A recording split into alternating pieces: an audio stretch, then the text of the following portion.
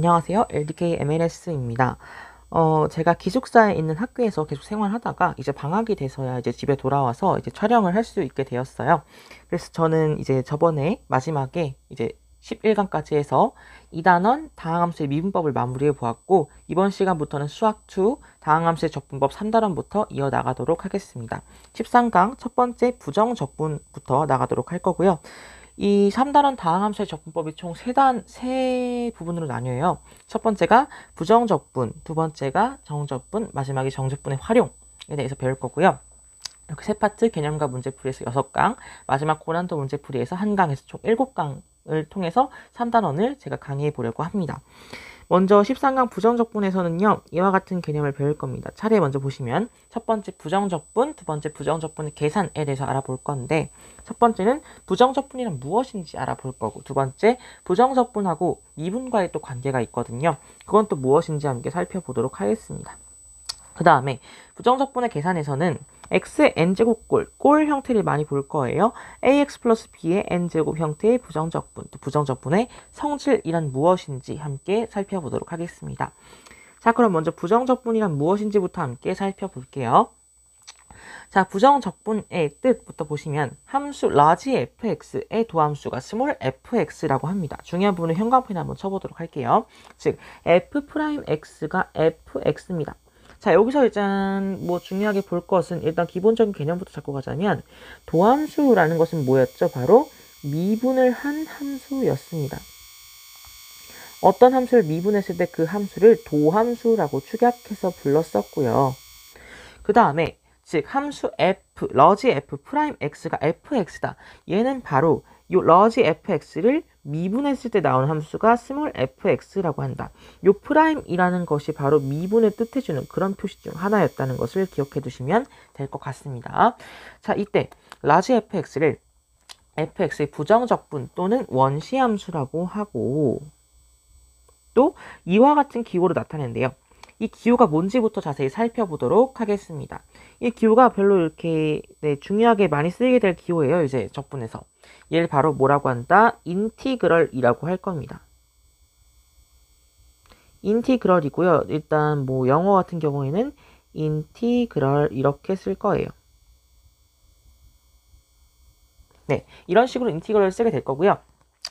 자, 기본적인 용어 정리부터 한번 해보도록 하겠습니다. 이 기호를 뭐라고 할 거냐면 바로 적분 fx dx 이렇게 나타낼 수도 있어요. 일단 말하는 게 여러 가지긴 한데 이건 중요하진 않아요, 문제 풀 때는. 근데 기본적인 개념부터 잡고 가자면 이렇다, 이걸 말씀드리고 싶었습니다. 또는 인티그럴 fx dx 이런 식으로도 나타낼 수가 있고요. 또 이 인티그럴 fx dx에서 요 fx는요, large fx를 미분한 거잖아요. 얘는 반대로 적분을 하면 large fx가 될 수 있다는 것이죠. 즉 얘는 뭐라고 한다? 바로 피적분 함수라고 부르기도 한다라는 것까지 함께 기억해 두시면 좋을 것 같습니다.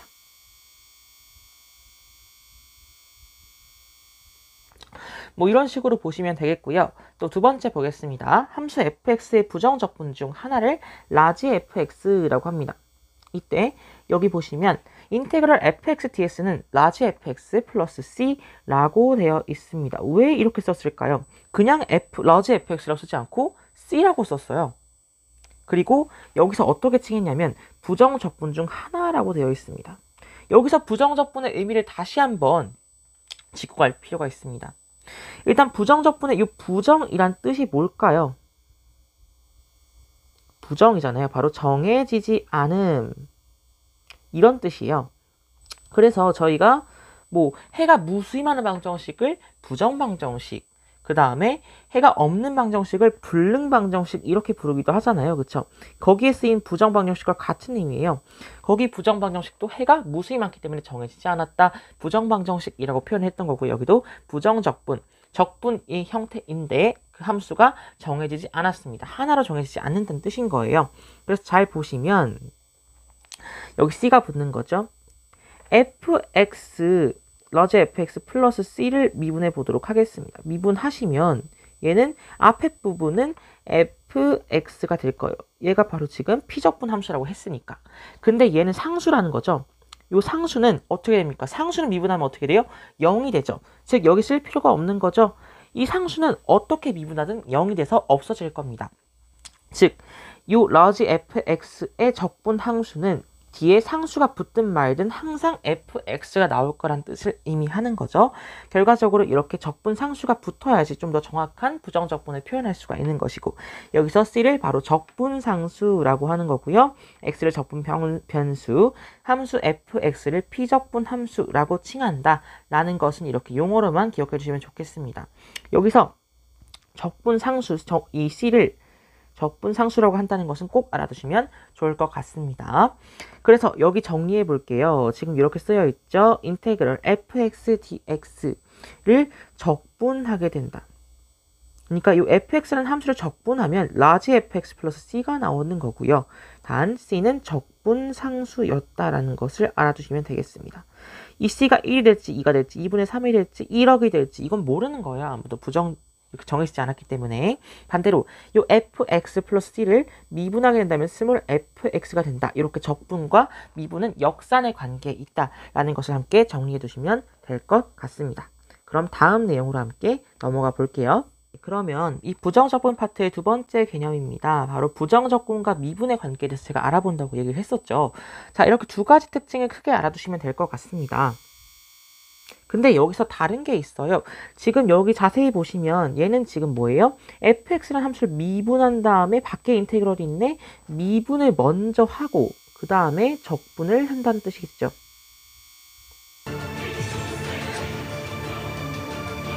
반대로 두 번째는 지금 인테그럴 fx가 먼저 있죠. 적분을 먼저 하고 dx, 델타 x분의 델타. 바로 미분을 한 겁니다. 적분을 먼저 하시고 미분을 했다는 거예요. 얘가 어떤 차이가 있을까? 이게 자세히 꼼꼼하게 보지 않는다면 이 두 가지 경우가 같은 결과가 나올 것이다. 미분한 다음에 적분했어. 적분한 다음에 미분했어. 똑같겠지. 이렇게 생각하시는 분들이 계실 수도 있는데 절대 아니고 얘가 다르다는 점을 참조를 하셔야 돼요. 이렇게 다르다는 점을 참조를 하셔야 되고 그 이유에 대해서 말씀을 드리도록 하겠습니다. 첫 번째, 미분을 먼저 했어요. 그쵸? 델타 x분의 델타 fx가 있었습니다. 얘는 미분을 한 상태예요. 자, 얘는 미분을 한 상태입니다. 근데 거기다가 어떤 걸 씌웠죠? 인테그럴 적분을 하겠다는 소리죠. 델타 x를 씌웠습니다. 여기서 델타는 무수히 작다는 걸 의미해요. 적분하고 미분 또한 무수히 작게 이렇게 잘라내고 또 합치는 것을 의미하기 때문에 델타라는 이런 변수를 쓰게 된 것이고요. 그럼 참조만 하시고 적분이 되었죠. 적분되면 뭐라고 했죠? 바로 상수항은 없어진다. 부정적분에서 적분 상수가 생성이 된다라고 말씀을 드렸던 거잖아요. 즉 결과적으로 얘는 지금 미분한 함수에서 적분을 다시 했기 때문에 이 부분은 바로 그냥 fx로 튀어나올 거예요. 그쵸? 근데 뭐가 필요해? 바로 적분 상수 c가 필요하다. 단 여기서 c는 적분 상수라는 것을 기억해 주시면 되겠습니다. 별로 어려운 개념은 아니고요. 자, 그 두 번째 보겠습니다. 여기는 적분을 먼저 했네요. 자, fx dx가 있었습니다. 얘만 보면 어떻게 됩니까? 이렇게 얘 아까 이어서 온다고 생각하시면 돼요. 라지 fx를 적분 함수라고 보신 거죠. c라고 할 겁니다. 그럼 여기 안에 있는 것은 지금 이렇게 바꿔 쓸 수가 있다는 것이고 쉽게 생각한다면 거기다 미분을 했다는 뜻이잖아요. 라지 fx 플러스 c가 될 겁니다. 그럼 이 결과가 어떻게 나오겠습니까? 지금 라지 fx는 미분을 했으니까 원래 함수였던 fx로 돌아올 것이고요. 이 적분 상수는 어떻게 되죠? 미분에 의해서 0이 됩니다. 없어질 거란 말이에요. 뒤에 아무것도 오지 않습니다. 그냥 fx가 답이 되는 거예요. 이렇게 결과가 적분상수가 있다 없다로 갈리게 된다는 점을 잘 기억해 두시면 좋을 것 같습니다. 같지 않다라는 것. 그럼 여기 예시 문제 한번 풀어보도록 하겠습니다. 자, 함수 fx는 x세제곱 플러스 2x에 대해서 지금 답이 나와 있긴 한데 그냥 풀어볼게요. 델타 x분의 델타는 지금 적분 인테그럴 fx ds에다가 지금 적분을 먼저 하고 미분을 했다라는 겁니다. 자, 그러면 지금 fx가 x세제곱 플러스 2x라고 주어져 있죠. 그럼 미분을 먼저 하시면 되겠습니다. 3x제곱 플러스 2라고 미분을 하실 수가 있는 거겠죠. 자, 그러면 여기 대신에 뭐가 들어간다? 바로 x세제곱 플러스 2x 플러스 c 적분상수가 들어간다는 거죠. 적분을 했으니까 적분상수 포함시켜 주시고요. 그러면 여기서 지금 이렇게 적분을 해버린다면 4분의 1 x 4제곱 플러스 x제곱 플러스 c라고 나타낼 수가 있다. 이게 뭔 소리냐? 얘를 적분한 상태라는 거예요. 얘는 지금 large fx라고 생각하시면 되는 거고 얘는 그냥 fx라고 생각하시면 조금 편하게 좀 들으실 수가 있을 것 같아요. 이렇게 적분하는 방법은 그냥 미분을 역산한 겁니다. 4분의 1 x 4제곱 같은 경우에는 지금 얘가 어떻게 됐어요? 얘 지금 지수 내려가시고 곱해지고 얘 세제곱으로 한 차 내려가는 거 아시죠? 얘가 바로 그래서 x 세제곱이 된다, 미분하면. 그래서 적분하는 방법은 따로 방법이 없고요. 그냥 미분의 역산을 하시면 되는 거예요. 잘 생각하셔서 역산을 하시면 됩니다. 좀 까다로울 수는 있겠죠. 그래서 얘 마찬가지로 2x도 x제곱을 미분하면 이렇게 된다. 그래서 이렇게 나온 거고요. c는 그대로 보시면 되겠죠. 자, 그래서 얘 미분하시면 그냥 x세제곱 플러스 2x가 나온다. 이렇게 풀이 과정을 통해서 아실 수도 있고, 이 공식을 아신다면 어차피 적분하면 미분하면 그냥 fx 그대로 나올 거잖아요. 그래서 바로 x세제곱 플러스 2x라고 쓰실 수도 있겠습니다. 자, 그렇다면 다음 내용으로 넘어가 보도록 하겠습니다. 자, 다음 내용은요, 이제 두 번째 개념입니다. 부정적분의 계산에 대해서 함께 알아보도록 할게요. 첫 번째 개념은 xn제곱의 부정적분입니다. 꼴을 여러 개 보게 될 거고, 두 번째는 ax 플러스 b의 n제곱 꼴의 부정적분을 보도록 할 겁니다.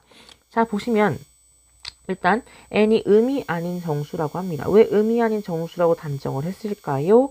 바로 우리는 지금 다항함수를 배우고 있죠. 다항함수는 x의 n제곱일 때 n이 뭐여야 돼요? n은 0보다 크거나 같은 정수여야 합니다. 왜냐? 예를 들어 n이 2였다 생각해보세요. x제곱 2차 이렇게 표현할 수가 있는 거죠. 즉, 다항함수에는 일단 n이 자연수야겠구나 라는 걸 알 수가 있어요. 그럼 n이 0일 때는 뭐죠? x의 0제곱은 1입니다. 상수가 나오게 되는 것이죠. 상수가 0차라는 것을 기억해 두시고 n이 0일 때까지 포함을 시킨다. 이때가 바로 다항함수의 개념을 보는 것이다 라고 보시면 될 것 같아요. 이게 바로 다항함수라는 것을 칭한 것이다. 지수의 범위를 내려줌을 통해서 지금 함수의 정의를 내려준 것이라고 볼 수가 있겠죠. 자, 그래서 보실게요. 인테그럴 xn제곱의 델타 x라고 되어 있죠. 얘는 지금 n 플러스 1 분의 1 xn 플러스 1제곱 플러스 c라고 볼 수가 있답니다. 왜냐? 반대로 미분을 해보시면 되겠죠? n 플러스 1 분의 1 xn 플러스 1 제곱 플러스 c라고 한다면 어떻게 해요? 지수 내리고 여기 개수랑 곱해주시고 한 차 내립니다. 즉 미분하시면 x의 n제곱이 될 것이고 n 플러스 1과 n 플러스 1분의 1이 약분되니까요. 그렇죠? 적분산수 c는 미분함을 통해서 없어지게 된다. 따라서 이와 같은 결과를 얻을 수가 있었다. 자, 예시 보시면 x의 5제곱 델타 x라고 되어 있죠. 얘는 그냥 안에 있는 함수 적분하시면 끝나는 거죠. 어떻게 돼요? 뭐를 미분했을 때 x의 5제곱이 나올까? 일단 한 자수 높아야 되니까 x의 6제곱이라는 것은 아실 수가 있겠죠. 근데 x의 5제곱이 나오려면 6과 얼마가 곱해져서 상수항 1이 돼야 된다라는 것을 알 수가 있기 때문에 여기 중요한 숫자 약분해서 1이 되는 것은 역수죠. 6분의 1 x제곱 6분의 1 x 6제곱 플러스 적분상수 잊으시면 안 돼요. 근데 궁금한 게 있겠죠. 그럼 만약 문제에서 풀 때 적분상수 c 뭔가 찜찜하잖아요. 그렇죠? 그래서 함수 fx를 구하는데 어려움이 있을 것입니다. 그래서 어떤 것을 주어주냐면 f 얼마가 fa가 뭐 b라고 주어줍니다. 이런 조건이 있다면 대입했을 때 성립하도록 하는 그런 적분상수의 값을 구할 수가 있겠죠. 그래서 완벽한 함수를 구할 수 있는 이런 문제가 출제가 되니까 여러분은 걱정하실 필요가 없습니다. 그래서 예를 들어 f0이 2였다 라고 합니다. 그럼 얘 어떻게 돼요? 넣었어요. 0 넣었습니다. 2가 나와야 되죠. 즉 c가 2가 나온다는 것을 알 수 있게 되고 여기서 완벽한 형태인 이렇게 2가 넣어지면서 완벽한 형태인 함수가 나타난다 라는 거 보시면 될 것 같습니다. 두 번째, ax 플러스 b의 n제곱의 부정적분이라고 할 수가 있습니다. 저는 기본적으로 이 부분은 1번을 통해서 응용할 수가 있다고 충분히 저는 생각을 해요. 그래서 얘는 굳이 외우실 필요가 없다고 저는 생각을 합니다. 그럼 일단 보도록 할게요. 인테그럴 ax 플러스 b의 n제곱 델타 x는 a분의 1 뭐 블라블라 써 있어요. 1번과 달라진 점은 지금 여기까지는 똑같죠. x가 ax 플러스 b로 바뀐 것밖에 없잖아요. 근데 a분의 1이라는 것이 포함되었습니다. 여기서 뭐가 있던 거냐면 2단원에 배웠었죠. 속미분이라는 개념이 포함이 된 겁니다. 자, 속미분이라는 개념이 포함이 되었는데요. 얘도 역시 한번 전개를 해보도록 하겠습니다. 미분을 통한 전개. 자, 얘를 ax 플러스 bn 플러스 1 플러스 2라고 먼저 해볼게요. 이렇게 먼저 해볼게요. 그럼 역시 n 플러스 1이 내려가게 될 거고요. 그럼 약분돼서 없어지고 ax 플러스 b의 n제곱이 생성될 것이라고 생각함이 크지만 그것은 아니라는 거예요. 속미분에 의해서 ax 플러스 b 또한 미분한 값을 마지막에 곱해 주셔야 한다는 그런 특징이 있습니다. ax 플러스 b의 n제곱이 될 것이고 속미분한 a가 곱해질 것이다. 이런 값이 결과적으로 출제가 될 것이라는 말인데요. c는 물론 없어질 것이고요. 미분하니까. 즉 여기서 뭘 어떻게 해줄 거냐. a를 지금 1로 바꿔줄 수 있는 방법 뭐죠? a분의 1을 애초에 곱해 주었더라면 a분의 1까지 값이 없어지게 되면서 개수가 1로 남게 될 것이구나. ax 플러스 b의 n제곱이라고 표현할 수가 있는 것이죠. 결과적으로 이와 같은 원리로 창조되었다는 것만 알아두시면 될 것 같고요. 얘는 굳이 외우실 필요가 없습니다. 이해만 하시면 되고요.